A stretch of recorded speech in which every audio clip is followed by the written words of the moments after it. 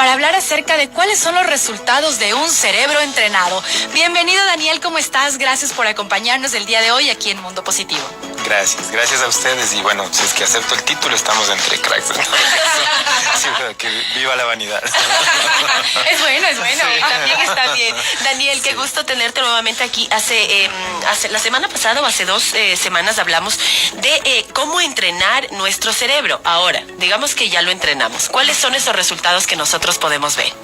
Ya, mira, la primera cosa, como habíamos visto en nuestro encuentro anterior, yo les decía que querer no es poder. Y entonces ahí hablábamos que dentro de las cosas que nosotros vemos es que a veces tenemos todas estas jornadas de coaching, jornadas de motivación, donde abrimos la mente, donde nuestros formatos, nuestras creencias, nuestros programas mentales como que comienzan a mutar, a cambiar, a combinarse con otras formas de ver la vida.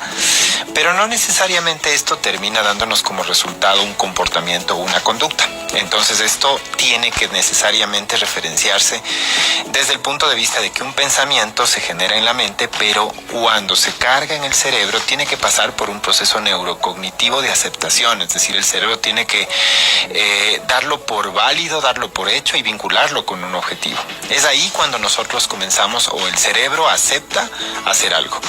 ¿Y qué tan frecuente es que el cerebro acepte?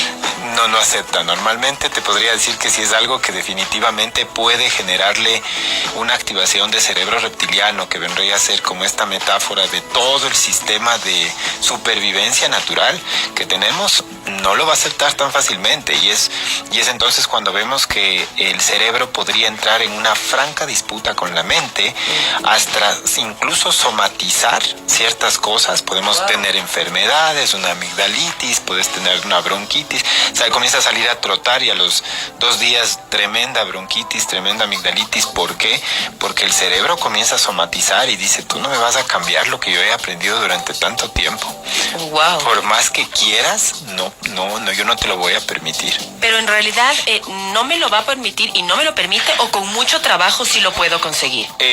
Yo te digo que primero tienes que convencerle. Esto es interesante porque uno tiene que hablar con el cerebro. Las personas más inteligentes del mundo hablan consigo mismas y es una práctica que todo el mundo lo hace, al menos en la ducha. Sí. O en el carro. O en el auto. Pero ¿sabes Correcto. qué? Lo haces en inconsciente. Así es. Entonces, no sé si es que eso da resultado, porque una cosa es como sentarte y decir, ok, voy a hablar conmigo mismo y voy a empezar a hacer este trabajo de introspección. Sí. O estoy hablando conmigo porque no tengo con quién más hablar. Y si es que yo no me oigo, ¿quién? Claro, hasta que regreses a ver y en el semáforo el señor te está viendo. Lo que pasa es que estoy hablando por Bluetooth. Sí.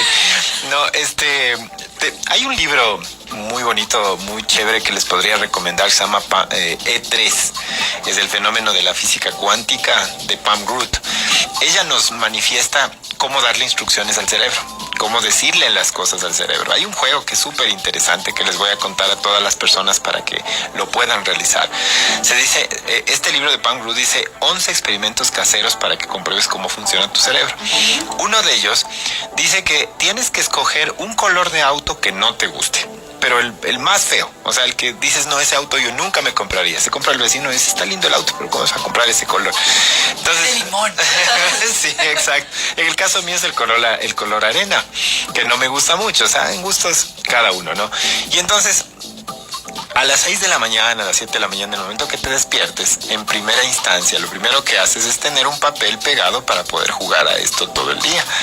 Y entonces tomas el papel y en ese papel que dejaste escrito en la noche dices, hoy, y le dices al cerebro, a primera instancia, la mañana, cuando estás recién despertando, ¿no has visto que uno está más creativo, más suelto, más descomplicado? A esa hora tienes que decirle al cerebro, vas a ver hoy todos los autos de ese color, te doy la orden que veas todos los autos de ese color hasta las 6:30, 7 de la noche, que es cuando tenemos visión de luz blanca, de 4500K. Entonces le dices al cerebro, quiero que veas todos los autos de ese color hasta las 6 de la tarde. Ok. Es chistoso porque al comienzo uno dice, ay, qué va. Yo hice el experimento y yo tenía un centro antes de cuidado de autos, porque también otra cosa que me encanta es el tema de los vehículos.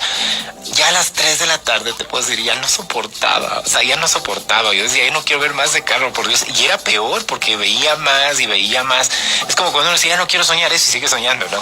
Entonces veía más. Y recuerdo que llegué al centro de cuidado de carros donde estaba mi socio y le conté y se mataba de la risa y me dice, no puede ser posible. Le digo, sí. Me dice, venga un ratito. Mira, entramos a ver. no. Y habían 2 carros de ese color, entonces se reía y todo, ¿no? Fue tan chistoso que el momento que él salió a la vereda, se paró un rato afuera, estaba conversando con un cliente, se desocupa el cliente y me dice, Daniel, venga que vea una cosa. Ahí está pasando. Le digo, ya no soy solo yo, tú también estás igual. Él también comenzó a ver. Y sí, más o menos 6:30 ya se dejó el tema, pero puedes comenzar a generar una anticipación, una predisposición para generar ciertas cosas que quieres ver, y es así como el cerebro funciona. Tienes que decirle en voz alta las cosas, tienes que repetirle las cosas que quieras, e incluso hay una técnica de pasar un imán durante 21 días en la mitad de la cabeza diciendo lo mismo para que el cerebro consolide la información desde el punto de vista electromagnético. Pero lo que te puedo decir, es tan potente la repetición en el cerebro y hablarle al cerebro, que ese es el primer secreto de generar un proceso de entrenamiento. Daniel, ¿es fácil encontrar tal vez en internet, ahora que tenemos esta posibilidad, varios ejercicios para poder trabajar con nuestro cerebro? Sí, tienes ejercicios. Yo te puedo decir que los juegos típicos que a la gente no le gustan, por ejemplo el sudoku, esas cosas están desarrollando. ¿Cuál es el problema? Que juegas, pero no lo relacionas con una actividad de tu vida. Y ese es el problema principal de todos estos juegos. Entonces, haz un juego de atención y concentración. Sí, pero ¿para qué? Claro, por ejemplo, Ahí ahorita, te ¿cómo aburres. podrías aplicar esto que tú mencionas de enfócate en este auto del color que tal? ¿Cómo lo puedes aplicar en cualquier área de tu vida? Ajá. Es, por ejemplo, el tema de decir, yo voy a tener una cadena de reuniones durante todo el día. Voy a enfocarme en la persona más positiva de la reunión. Entonces es buscarlo. La otra, si es que detecto o si detectas, cerebro, que alguien está cambiando el estado de ánimo, regresa a ver y cámbialo tú. Es decir, programas al cerebro con una actividad sencilla, fácil, y vas viendo los resultados. Entonces, a la primera palabra de queja que yo diga, el cerebro tiene que llamar la atención. Puedes irlo haciendo. Son juegos cortos. Los entrenamientos pueden ser mucho más profundos, mucho más avanzados y orientados a un objetivo específico, y con herramientas neurocognitivas puedes ir llegando a tipos de desarrollo. Pero lo que sí te puedo decir es que para las personas que nos escuchan, solo basta con este juego para que vean que el cerebro tiene esa capacidad. Ahora, Daniel, ¿cuáles serían los resultados en una persona cuando empieza a trabajar con el entrenamiento cerebral? Es decir, ¿cómo yo puedo ver que mi vida empieza a cambiar cuando empiezo a trabajar con, para mí, la máquina más importante que tenemos en nuestro cuerpo? Mira, voy a darte un ejemplo para que sea más fácil de entender. Hay personas con una altísima carga de emocionalidad en su vida. Es decir, son muy emocionales, súper empáticas, conectan mucho con las emociones de los demás, pero esto a la vez termina siendo conflictivo para ellos, porque a veces, como dice la norma de la empatía real, ser empático es sumergirme en el océano del otro sin ahogarme en él. Pero el problema es que cuando no sabes nadar, entonces si mañana tienes amigos, te sumerges y te hundes encima con él y ya eres cómplice de él, y esta persona incluso detecta eso, el cerebro de esa persona, y comienza también a contarte cosas todo el tiempo y te vas cargando de cosas que no son tuyas. Entonces, cuando hay una persona, por ejemplo, que tiene un rasgo de empatía exacerbada, de muchísima emocional, de conexión sensitiva con las otras personas, nosotros tenemos una herramienta neurocognitiva que se llama el observador T, que es como un dron. Es aprender a sacar un dron para visualizar los elementos de una circunstancia, de una situación, para generar la resolución. Es decir, ¿por qué está pasando esto y qué le estoy agregando yo de mi propia historia al acontecimiento? Voy a darte un ejemplo. Si en este momento yo pongo aquí un vaso con agua, ¿sí? Y te digo, ¿qué puedes ver? ¿Qué me responderías? El vaso y el agua. El vaso y el agua, correcto. Pero en realidad el vaso ya es una interpretación cognitiva tuya porque alguien te enseñó que eso es un vaso. En realidad eso es vidrio. Si nos vamos a la esencia pura y a lo más potente, a lo más profundo del elemento, eso es vidrio y agua, no es más. Esa capacidad se llama capacidad de objetividad elemental. Eso es algo que se desarrolla. ¿Qué ¿Qué pasa con una persona cuando entrena su objetividad elemental? Cuando vuelve a venir un acontecimiento en donde él se ve sumergido en un tema emocional o alguien que está muy cercano a él lo hace, él tiene la capacidad de visualizar los elementos que están ahí y cómo resolverlos y atarlos a través de análisis y síntesis. Si has visto Sherlock Holmes, esa es la capacidad que él tiene principalmente. Ese es el rasgo más importante que tiene Sherlock Holmes, es ese. Y es justamente por eso que resuelve las cosas sin englodarse de las emociones que están pasando ahí. Y bueno, si quieres puedo hacerles una pregunta y sería, ¿por qué el 80% de los mejores pintores del mundo son holandeses? No sé. No, porque nacieron en Holanda.